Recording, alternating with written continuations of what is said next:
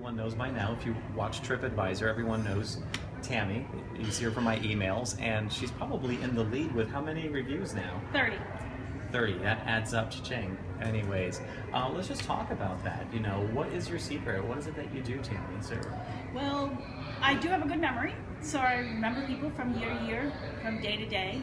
I try to give them the best experience that they'll get. I spend a lot of time talking, asking what they're going to be doing, giving them advice, giving them ideas of Disney, giving them ideas of what's in the area. I tell them what's good in different places. so one of the things that I think is going back to customer service 101, and that's about building or establishing a relationship with our guests or with our customers, you like to call it. Yes, I try to establish a relationship. I try to read the people. Some people might sit down and they have a newspaper. They don't want to be bothered. Some guests sit down and they're like, oh, so I usually ask them where they're from, what they're doing, why they're here. Are they here in business or pleasure? I give them ideas of what we have in the resort to offer, what we have outside of the resort to offer, what's going to be fun for their demographic. Absolutely, and I think that's one of the most important things that we have to understand.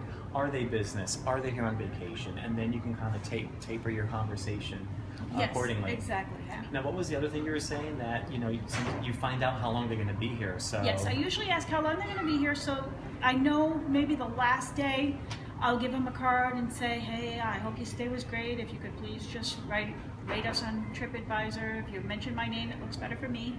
Maybe I'll be here next year. Yeah, yeah, and again, it goes back to customer service, building a relationship. You don't want to chase them down with the card right away and kind of sets a negative.